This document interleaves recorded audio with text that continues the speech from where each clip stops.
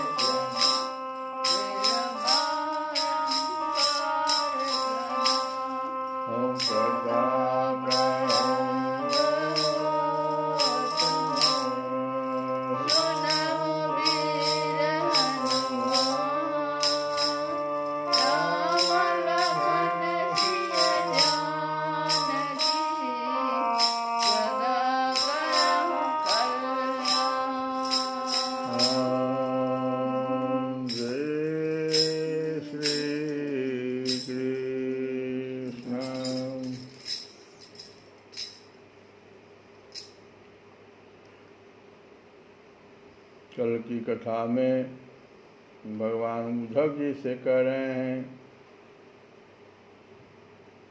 कि ये जो हम तुमको राजा यदु और भूत दत्तात्रेय की कथा सुनाए,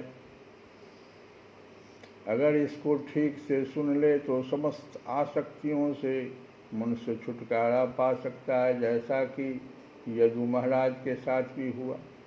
उन्होंने समस्त आसक्तियों का परित्याग करके और समदर्शी हो गए। भगवान श्री कृष्ण कहते हैं, प्यारे उद्धव, साधक को चाहिए कि सब तरह से मेरी शरण में रहकर, कि कैसे होगा सब तरह से मेरी शरण में, आप गीता का, पांचरात्र वगैरह का, उसमें जो मेरे द्वारा उपदिष्ट अपने धर्मों का सावधानी से पालन करें, साथ ही जहाँ तक उनसे विरोध न हो वहाँ तक निष्काम भाव से अपने वर्ण, आश्रम और कुल के अनुसार सदाचार का भी अनुष्ठान करें। निष्काम होने का उपाय यह है कि स्वधर्मों का पालन करने से शुद्ध हुए अपने चित्त में यह विचार करें कि जगत के विषयी प्राणी शब्द, स्पर्श, रूप आदि विषयों को सत्य समझकर उनकी प्राप्ति के लिए जो प्रयत्न करते हैं, उसमें उनका उद्देश्य तो यह होता है कि सुख मिले, लेकिन मिलता है दुख।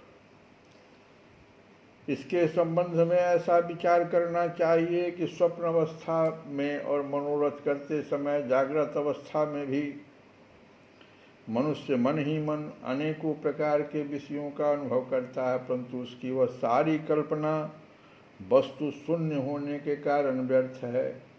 वैसे ही इंद्रियों के द्वारा होने वाली भेद बुद्धि भी व्यर्थ ही है, क्योंकि यह भी इंद्रिय जन्य और नाना वस्तु विषयक होने के कारण पूर्ववत असत्य ही है।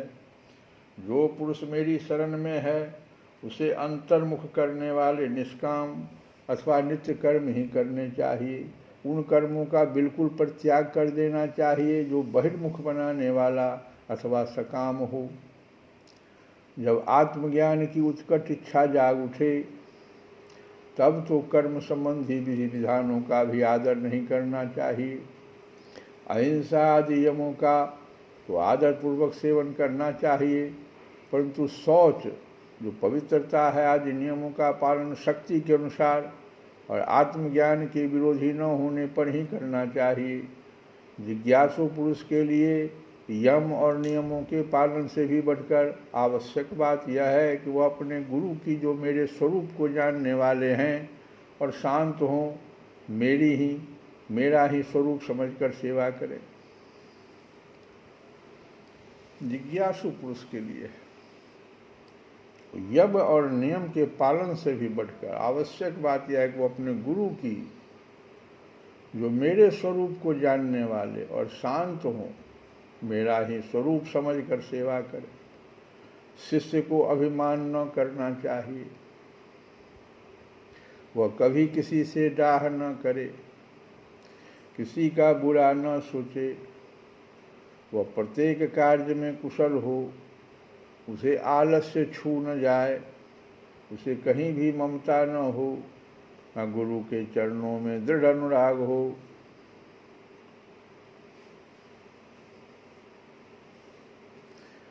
कोई काम हड़बड़ा कर न करें, उसे सावधानी से पूरा करें। सदा परमार्थ के संबंध में ज्ञान प्राप्त करने की इच्छा बनाए रखें। किसी के गुणों में दोष न निकालें और व्यर्थ की बात न करें। जिज्ञासु का परम धन है क्या? आत्मा। ये आत्मा क्या है, यही तो जिज्ञासु का, यही विचार तो करता रहता है। जिज्ञासु जो है उसका परम धन है आत्मा, इसलिए वह स्त्री, पुत्र, घर, खेत, स्वजन और धन आदि संपूर्ण पदार्थों में एक समदर्शी जैसे वो हो गए थे, से एक समदृष्टि आत्मा को देख, सब आत्मामय है और किसी में कुछ विशेषता का आरोप करके उसमें ममता न करे, उदासीन रहे। उद्धव जी, जैसे जलने वाली लकड़ी से उसे जलाने और प्रकाशित करने वाली आग सर्वथा अलग है,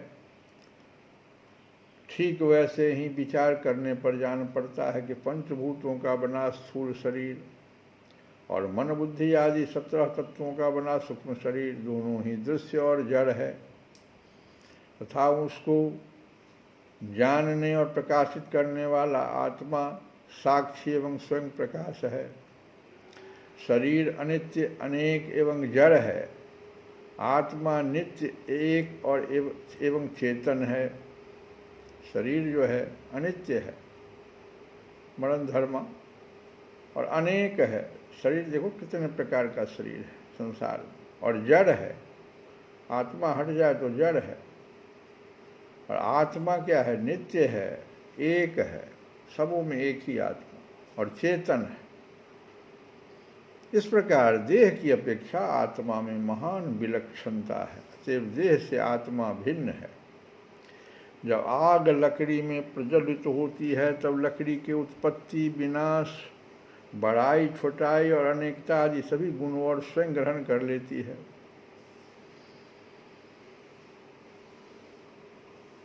परंतु सच पूछो तो लकड़ी के उन गुणों से आग का कोई संबंध नहीं है। वैसे ही जब आत्मा अपने को शरीर मान लेता है तब वह देह के जड़ता, अनित्यता, स्थूलता, अनेकता आदि गुणों से सर्वथा रहित होने पर भी उनसे युक्त जान पड़ता है।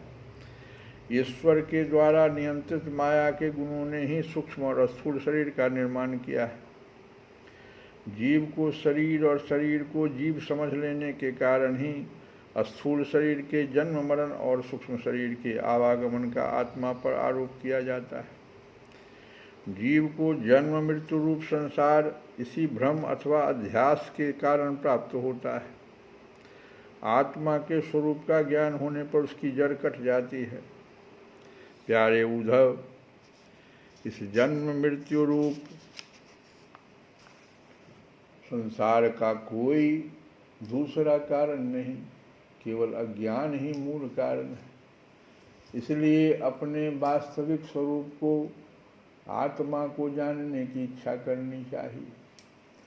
अपना यह वास्तविक स्वरूप समस्त प्रकृति और प्राकृत जगत से अतीत, द्वैत की गंध से रहित एवं अपने आप में ही स्थित है। उसका और कोई आधार नहीं। उसे जानकर धीरे धीरे स्थूल शरीर, सूक्ष्म शरीर आदि में जो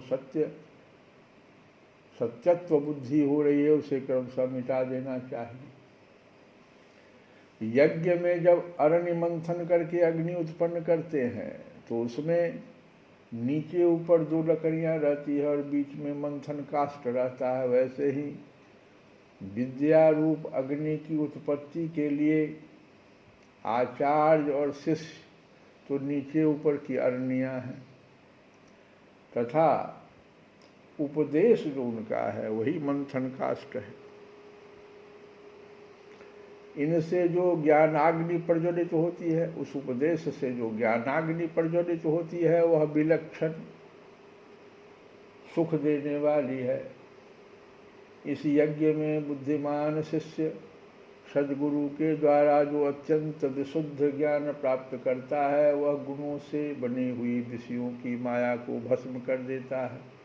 तत्पश्चात वे गुण भी भस्म हो जाते हैं जिनसे कि यह संसार बना हुआ है। इस प्रकार सबके भस्म हो जाने पर जब आत्मा के अतिरिक्त और कोई वस्तु शेष नहीं रह जाती तब वह ज्ञानाग्नि भी ठीक वैसे ही अपने वास्तविक स्वरूप में शांत हो जाती है, जैसे संविधान न रहने पर आग बुझ जाती है।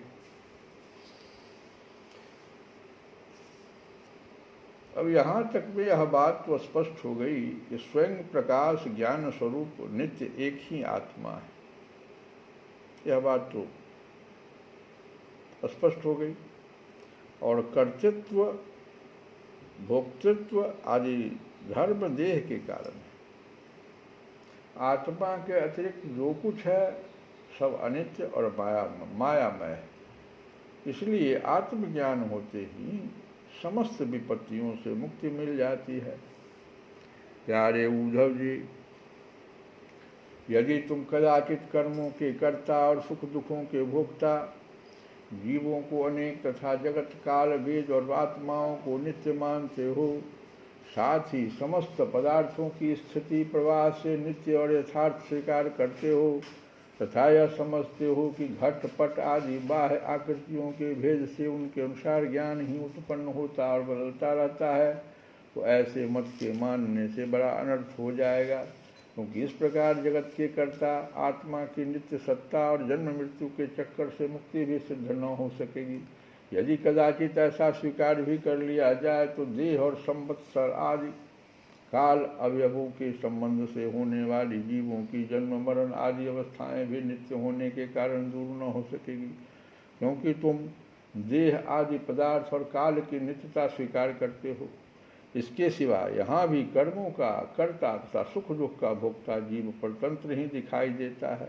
यदि वह स्वतंत्र हो तो दुख का फल क्यों भोगना चाहेगा। इस प्रकार सुख भोग की समस्या सुलझ जाने पर भी दुख भोग की समस्या तो उलझी ही रहेगी। अतः इस मत के अनुसार जीव को कभी मुक्ति या स्वतंत्रता प्राप्त न हो सकेगी। जब जीव स्वरूपतः परतंत्र है, विवश है, तब तो स्वार्थ या परमार्थ कोई भी उसका सेवन न करेगा, अर्थात वह स्वार्थ और परमार्थ दोनों से ही वंचित रह जाएगा।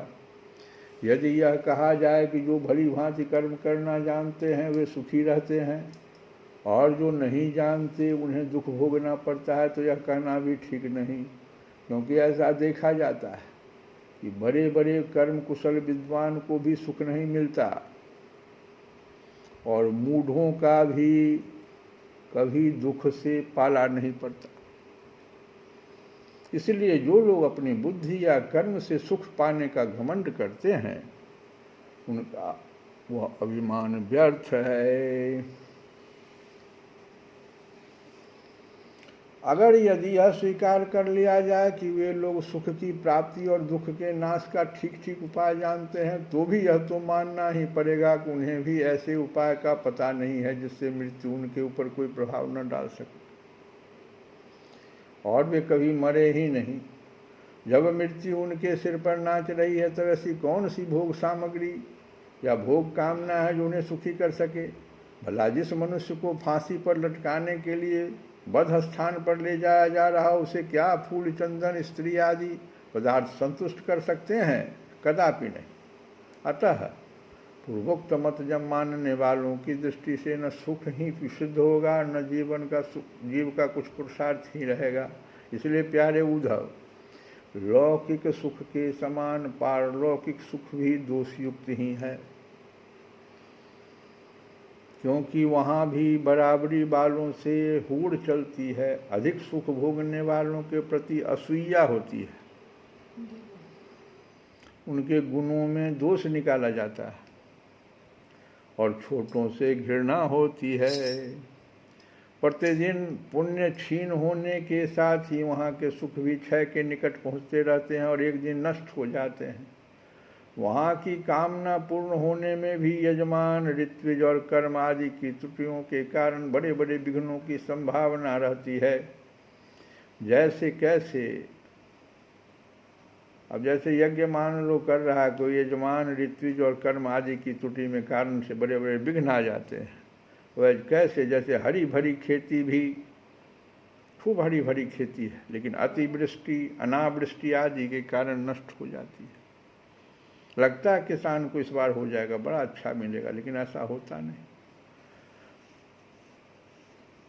वैसे ही कामना में होता है और कामना के लिए किए जाने वाले यज्ञ वगैरह में त्रुटि के कारण बड़े बड़े विघ्न की संभावना रहती है।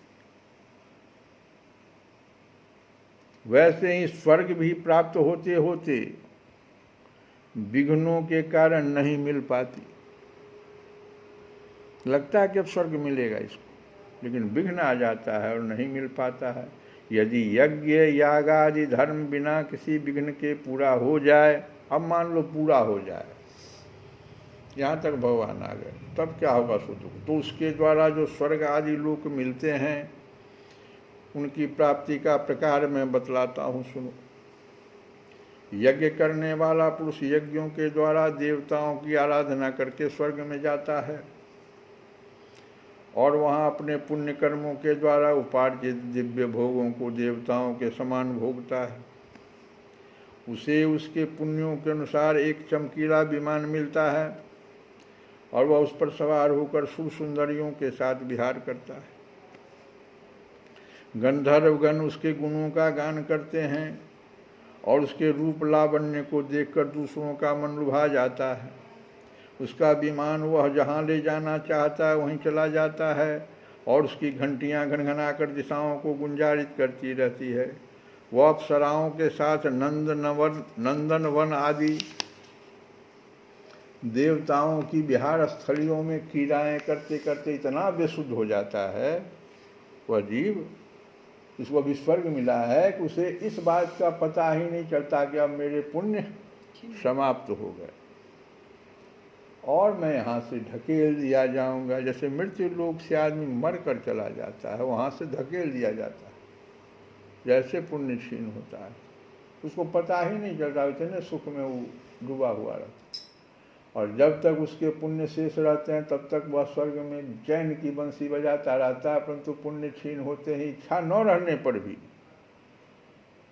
उसे नीचे गिरना पड़ता है, क्योंकि काल की यही चाल ही है। भगवान कह रहे हैं उद्धव जी से, यदि कोई मनुष्य दुष्टों की संगति में पड़कर अधर्म परायण हो जाए, ये तो धर्म परायण की कथा बताए, अब मान लो दुष्टों की संगति में पड़कर अधर्म परायण हो जाए, अपनी इंद्रियों के बस में होकर मनमानी करने लगे और लोभवश दाने दाने में कृपणता करने लगे, लंपट हो जाए अथवा प्राणियों को सताने लगे और विधि विरुद्ध पशुओं की बलि देकर भूत और प्रेतों की उपासना में लग जाए, तब तो वह पशुओं से भी गया बीता हुआ और अवश्य ही नरक में जाता है। उसे अंत में घोर अंधकार, स्वार्थ और परमार्थ से रहित अज्ञान में ही भटकना पड़ता है। जितने भी सकाम और बहिर्मुख करने वाले कर्म हैं उनका फल दुख ही है। इससे जितने भी बताए सब बहिर्मुख कर्म कहलाते हैं, इसका फल दुख ही है। जो जीव शरीर में अहंता ममता करके उन्हीं में लगा रहता है और बार बार जन्म पर जन्म और मृत्यु पर मृत्यु प्राप्त होती है, ऐसी स्थिति में मृत्यु धर्मा जीव को क्या सुख हो सकता है, क्या मिलेगा सुख? सारे लोक और लोकपालों की आयु भी केवल एक कल्प है। भगवान कहते हैं कि सबका आयु भी हम बांध दिए, सारे लोक और लोकपालों की आयु भी केवल एक कल्प है, इसलिए मुझसे भयभीत रहते हैं। औरों की बात तो छोड़ो, स्वयं ब्रह्मा भी मुझसे भयभीत रहते हैं, क्योंकि उनकी आयु भी काल से सीमित कर दिया मैंने, केवल 2 परार्ध, सत्व रज और तम, ये तीनों गुण इंद्रियों को उनके कर्मों में प्रेरित करते हैं और इंद्रियां कर्म करती है। जीव ज्ञानवश सत्व रज आदि गुणों और इंद्रियों को अपना स्वरूप मान बैठता है और उनके किए हुए कर्मों का फल सुख दुख भोगने लगता है।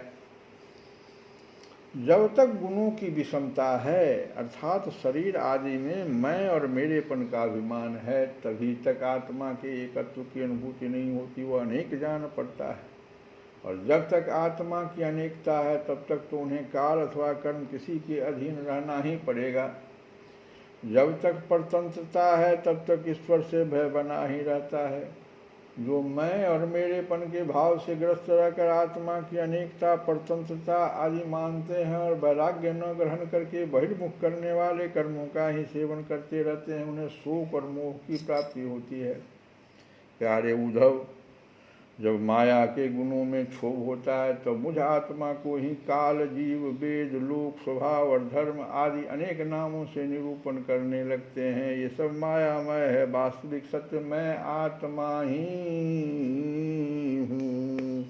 यहाँ तक भगवान ने उपदेश किया। तब उद्धव जी फिर प्रश्न करेंगे, जिसकी चर्चा हम कल की कथा में करेंगे।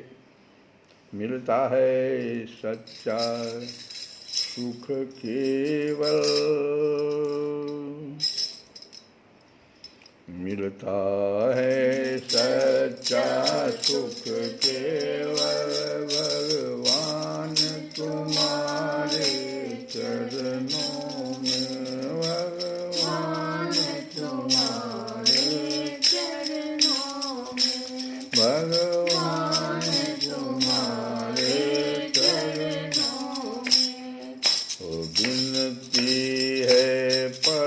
छिन छिन की रहे ध्यान तुम्हारे चरणों में, ओ ध्यान तुम्हारे चरणों में।